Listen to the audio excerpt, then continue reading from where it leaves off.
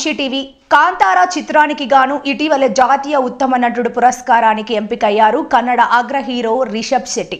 కాంతారా చిత్రం pan India స్థాయిలో 400 కోట్లకు పైగా వసూళ్లను సాధించి రికార్డు సృష్టించిన విషయం తెలిసిందే.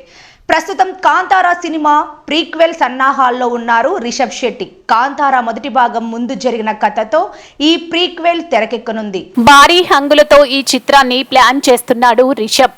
యుద్ధ ఘట్టాలు, దక్షిణ కన్నడ ఆధ్యాత్మిక దైవిక అంశాలతో ఈ సినిమాను ఓ విజువల్ వండర్గా తీర్చిదిద్దాలనే సంకల్పంతో ఉన్నారు రిషబ్ శెట్టి. ఈ నేపథ్యంలో రిషబ్ తన ఇన్స్టాగ్రామ్ ఖాతాలో ఓ ఆసక్తికరమైన ఫోటోను షేర్ చేశారు. ఇందులో ఆయన కత్తి, డాలు పట్టుకొని కసరత్తులు చేస్తూ కనిపిస్తున్నారు. కాంతారా ప్రీక్వెల్ సన్నాహాల్లో భాగంగా ఆయన యుద్ధ విద్యల్లో శిక్షణ తీసుకుంటున్నాడని చిత్ర బృందం వెల్లడించింది. హోంబలే ఫిలిమ్స్ ఈ చిత్రాన్ని నిర్మిస్తుంది.